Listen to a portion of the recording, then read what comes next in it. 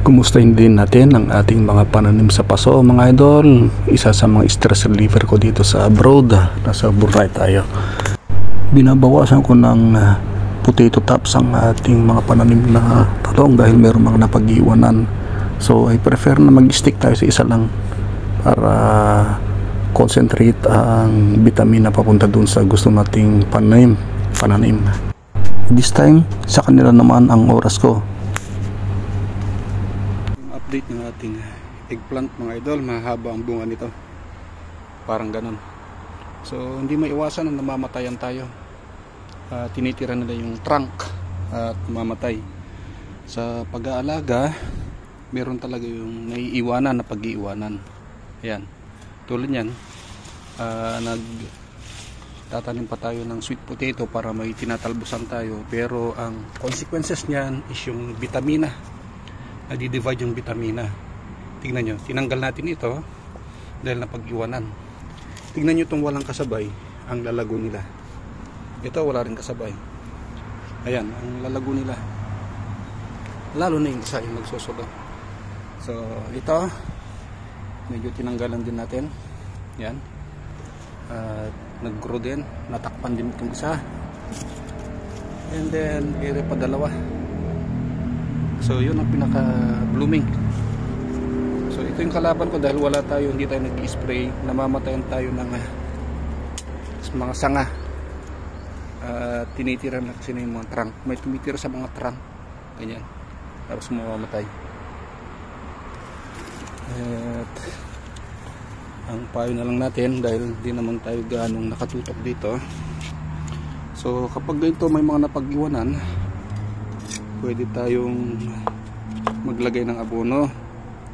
So dalawang klaseng abono available sa market, isang organic at isang hindi organic. So pag malago na, pwede ring pag nyo nalagyan itong mga to na pag-iwanan is mag-abono tayo para makahabol dahil naging bunso sila. Ayan.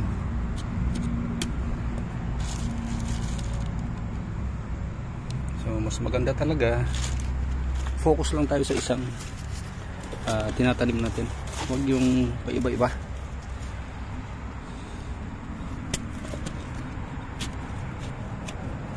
Yan. Pag nag-aabono kayo, make sure lang malayo sa puno.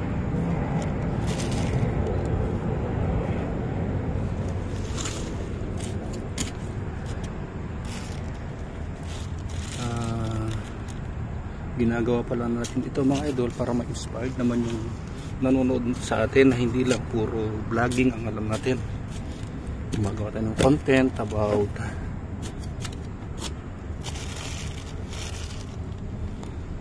sa mga kung ano mang skilled ng yan. So, ito napag-iwanan din, nabunuhan lang natin. Laki din yan katulad nyo, no? Laki-laki niya. So I guess ito mga 1 month old na sila. At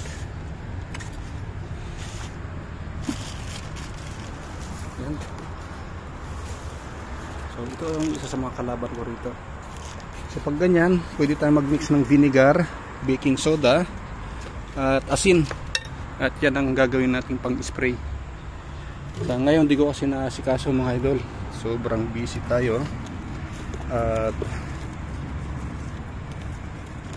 napapabayaan natin yung isa, lalo na yung health natin, exercise. After nito mga idol, yan, sasalang tayo dyan. Yan yung mga DIY natin during pandemic, so kailan hindi ma-stop. Yun, may eggplant na naman tayo. So ito yung isang kalaban natin, stress. Kung sakaling namamatayan tayo, tingnan nyo guys, nakailang putol na ako rito. Pinuputol ko siya, then magsasanga ulit. Ayan, may sanga ulit, and then titirahin ulit.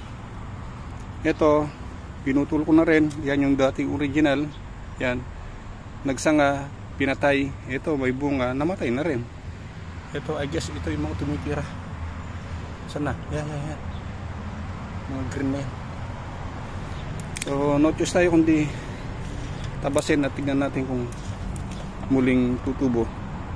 At ang remedy natin dito, gaya ng sinabi ko, mixture ng vinegar, at asin at baking soda.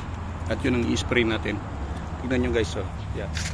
So ang ganda ng lago niya, biglang namatay ito isang branch. Ito, yan, ganyan mangyayari. Pag hinayaan ko yan, magiging ganito yan, magiging matutuyot at mamamatay. So gagawa tayo mamaya ng at mag-spray tayo. Sayang effort natin dito. Ito, natatakpan, nalililiman. Medyo i-expose natin sila. Issue ng suka,